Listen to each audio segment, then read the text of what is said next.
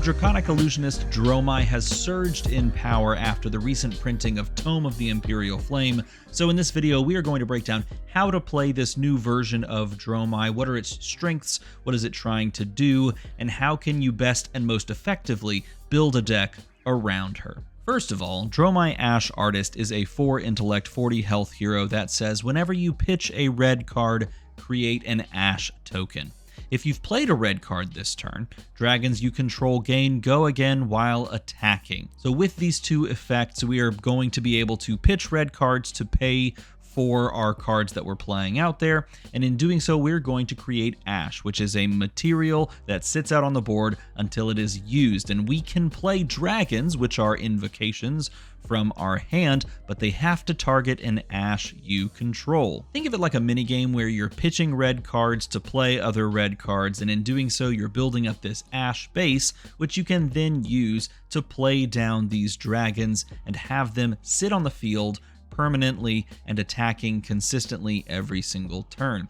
In doing so, you're putting your opponent on a position where they have to either remove your dragons by attacking them on their turn, remove your dragons by blocking them with a 6 power or greater attack, thus triggering Phantasm, or just take the damage and try to kill you before the board gets too out of control. Tack on the powerful new card, Tome of Imperial Flame, a 0-cost draconic action that doesn't block but says draw a card, but if you're royal, draw 2 cards. You may pitch 2 red cards, and if you don't banish your hand, go again. This card has pushed Dromai to new heights because it allows us to sort of break the tenets of what she normally does on any given turn.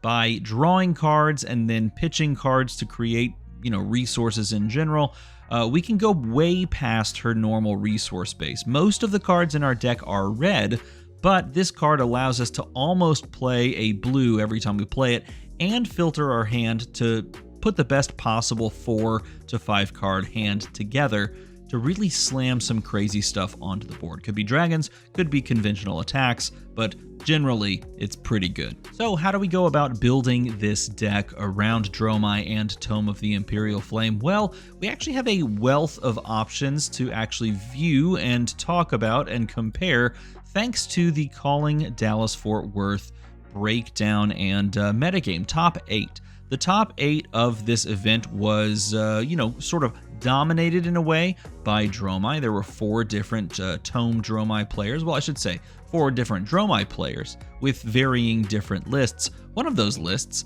Matthew Vor's Calling Dallas-Fort Worth second place list, didn't actually play Tome, which is really cool, and honestly, we could literally talk about this list in a completely separate video because it does some really cool things that are sort of off the beaten path, and I think it was very successful, taking him all the way to second place. But we are going to use the data from the first place winning Calling Dallas deck list, Geh Cohen's deck list, along with Jacob Baugh's deck list and Nicholas Tran's deck list, and one other, because if we go all the way over to the Calling Taipei, second place was taken by Nick Butcher on his own variant of the Tome of Imperial Flame list. So, taking a look at all 4 of those lists and comparing them all to each other, this is what we get if we're trying to build a sort of a core of the deck. So let's talk about what makes this deck function and run, and how we actually want to play out this sort of game plan. So taking all the data from these recent deck lists, this is essentially the core that has been created. The core of all of the deck lists is predicated on this. We are going to play out big attacks like Command and Conquer, very powerful on hits like Snatch, very great chain starters like Ravenous Rabble, and then possibly even include some of these side cards like Dust Up, which I personally love, and Enlightened Strike, which I'm not as big a fan of, but was played in a lot of the lists that we're going to look at. And we're going to send these attacks as ways to just play efficiently. Either we're going to pitch reds into it to create Ash, or we're going to send them for 0 so that we don't have to worry about, all of our cards staying in our hand to actually play out these turns. But on turns where we don't play those conventional attacks, or in conjunction with them, we are going to throw down big dragons. And I define big dragons not necessarily as big dragons, like for example Invoke Uvia, more so impactful dragons like Kyloria, DROMAI, Asvalai, Dominia even, and of course Tome. We're basically playing all of the dragons in some number, except for maybe like Thamai. Some of the lists did cut Thamai. Personally, I do like Thamai, and the other one that sometimes made the list, sometimes didn't, was Necria, and I do like Necria as well. But we are using these cards for these incremental or long game advantages that our opponent has to remove, and we're using these cards to present relevant disruption or just overall damage that our opponent has to respect or take and disrespect. And then on the back of those things, we're playing things like Fate Foreseen and Sink Below, which are very efficient red cards that block and protect ourselves. Sigil of Solace in some number to heal ourselves, but also for the go again. If we play this on our turn and we have a board full of dragons, maybe we created them off of something like Rake the Embers, then they all gain go again because we played Sigil of Solace on our turn, which is great. It's fantastic. We can also play, big miraging metamorphs, like big attacks like that, but Passing Mirage is another card that allows us to sort of protect the dragons that are on the board, and of course is very pesky to remove, so it probably sticks around for quite a while. But this is essentially what the deck wants to do. It wants to use cards like this to play these very powerful, very valuable long game plans. But don't forget, now we have this new tool that allows us to sort of have these giant spike turns, wherein we draw like a crazy amount of cards, and then we can play down these like expensive one costs because we've ended up pitching resources thanks to Tome of Imperial Flame. And so it means that we can do things like double Kyloria or invoke Uvia into Miragai, things like that. Or we can even go Dominia very easily and Tumultai a lot easier than we could previously to this. This is the power of the new Tome. These old turns that were just like these long-term value plays now become spike damage turns because of Tome of Imperial Flame. It is incredibly powerful, incredibly effective. So let's look at a couple of lists and talk about how you can parlay these ideas and how these players put these all together. So this is Geh Cohen's calling winning deck list. He won the calling at DFW on DROMAI, and he won it off of this list. And I have to say, this was put together by him on February. This is perhaps the best deck list I've ever seen put together. Not just from card choices, but look at this. If you go up to matchups, he literally has everything tailor-made. This is incredible. Like, as someone who puts together deck lists for myself and for others, this is like some serious next level. This is how you know that he's played and played and played again this hero and this deck. It's remarkable. So I'll put a link in the description for this. This is his list. He posted it in Discord. He put this together himself. Geh, if you do not want me to share this, tell me in a comment below. I will remove it post haste right away. But nevertheless, I got to give you mad props because not only is this list incredible, but the actual like put together list is incredible as well.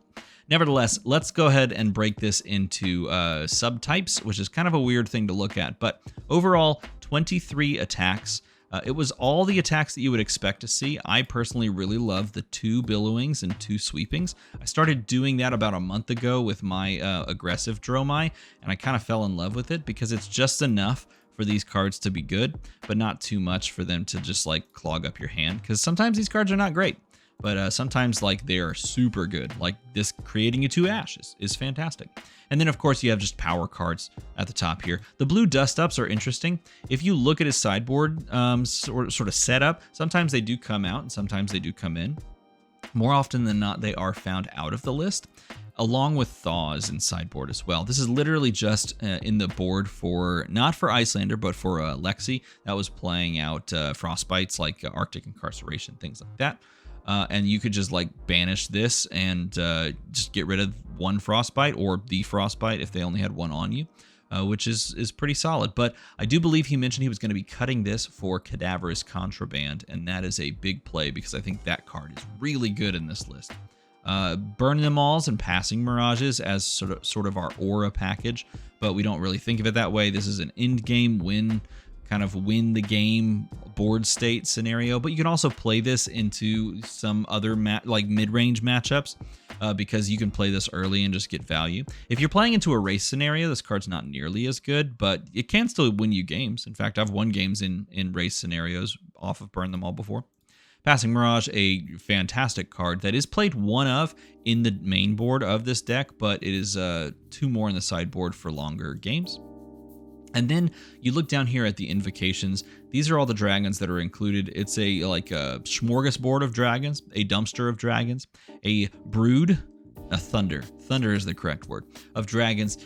But it's everything you would expect to see minus your Dracona Optimi, and then we're technically not running 3 Invoke Uvias and Necrias, only 2. But I like the 2 ofs. I think these cards, even though they are very strong and very powerful, very good, the fact that they can kind of clog up your hand and you can't really get value off of them at times, and then you pitch one and then they stack up and cycle, it doesn't feel great. So I like the 2 ofs. And we're not playing Vincerakai. I don't know, for whatever reason you're not playing Vincerakai. Really, personally, I just don't think Vincerakai is that worth it unless you're playing super aggressive. He's a 3 cost and it's just probably not enough value in general. But this is the entire suite outside of Vincerakai of dragons and Dracona Optimi. And then continuing down, Tome of Imperial Flame is a huge windmill slam, along with Rake the Embers, is played by literally everybody. And this is where things get a little different for some of the other lists. 1 Sand Cover, 1 Oasis Respite. I like Oasis Respite as long as Kano is a threat, and that's forever because Kano is really good. But also, it's just a nice little thing against wizards in general. And you can play this as basically a second copy of Sand Cover. You might also think of Sand Cover as a worse copy of Oasis. This creates you an Ash and gains you a life if you're lower, whereas this is free, you just need the Ash for it, but there's some play around it as well. So, I mean, these cards are very similar in how they function, so you choose if you want to play one or the other or both. Fate Foreseen, Sink Below is a big slam dunk there. Sigil of Solace down to 2 in the list, and then Double Remembrance. Every list that I looked at that was playing this more fatigue package, or just in general a sort of a value game, plays 2 Remembrances, and that's what I played 6 months ago as well, and I think it's exactly the correct choice. By the way, I didn't mention this earlier. Snapdragon Scalers is the only leg piece that most of these lists are now playing because it's the best. It's the best one, and you should play that. But this is how Geh built his list. I really like it. I feel like it threads the line perfectly with being able to play out these, big crazy turns off of Tome of Imperial Flame, but also play for the value game as well, because he is running in this list the Crown of Dominion, but also Crown of Providence, which is a huge, huge thing. And this is exactly what I wanted to do with the list as well, is have the ability to pivot off of Crown of Dominion, because sometimes being able to block, like against Alexi, for example, is just so good. And it's very hard to block if you lose your headpiece and your hand filter in favor of a Crown of Dominion. Sometimes you just don't use it. And we'll go ahead and take a look as well at the Calling Taipei second place Nick Butcher's list here. Nick Butcher put together his own version of Tome of Imperial Flame, building perhaps off of the previous version that he had been playing prior to Tome becoming a thing. He was playing a more value-efficient based of Dromai, and it did quite well for him, playing 2 Miraging Metamorph instead of the 3, and also including Enlightened Strikes into the deck. I have been trying desperately to come off Enlightened Strike in Dromai, and I haven't really come up with a good way to do that. Perhaps Geh has the answers because he did not run it in his own list, but this just sometimes feels real bad, but sometimes it feels incredible. It's a very swingy card in that respect. He's also down to 1 Burn Them All instead of the 2. He includes 2 Sand Covers instead of 1 and Oasis, which is kind of fun. He is on Sweeping Blow as well. I think he was off it for... No, I think he was on Sweeping Blow before as well. His blue base is including Imbermaw Cinnapai. It used to be bigger than this, but I think he was playing more big dragons previous to this, and instead now playing Imbermaw Cinnapai, I think 1 of, which is just a way to pitch 2 reds and, attack for 6, which is still pretty efficient. But a lot of the same things you would expect to see went up in a Uvi account. Including Tome as well. But this is another thing as well. Warmonger's Diplomacy. His blue base has Warmongers in it, which is a fine little hate card against a lot of decks out there. And he did include Cadaverous Contraband. I would highly recommend including Cadaverous Contraband in your lists at home. I think this card's incredible, allowing you to just go fetch a dragon off of the graveyard and putting it on top of your deck. You could even go get Tome if you wanted to, which would be kind of cool in general. But both lists quite similar. I mean, if we compare both of those lists, a very similar package. Crown of Providence is a huge get, in my opinion. I think you should build a list that allows you to play both Crown of Providence and Crown of Dominion. Of course, when you go Crown of Providence, you are going to be taking out Tome of Imperial Flame. But in certain matchups that you really need to block, this card is a dead blocking card in your hand, and this card is incredibly good at blocking. For DROMAI particularly, so I think that's a big change. Billowing is different, Burn Them All Number is different, Cadaverous is a huge get. I think taking out Thaw and putting in Cadaverous would be the way I would go. E-Strike just feels rough to me. I don't know which way to go on this personally. I'll try playing again with it and taking it out as well. It feels very strange. Let me know in a comment below how you feel about E-Strike and DROMAI. I've gone back and forth on it so much. It's just one of those crazy cards. Uvia being 2 versus 3. I mean, you're looking at this list, they are quite similar in general, and I think both very, very strong pilots, very strong players in general.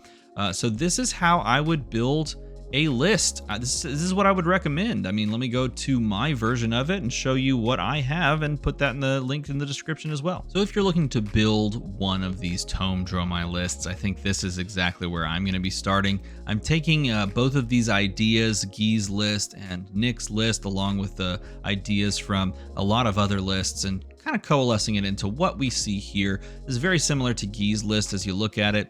We're looking at Miraging Metamorphs being something that's a little bit different.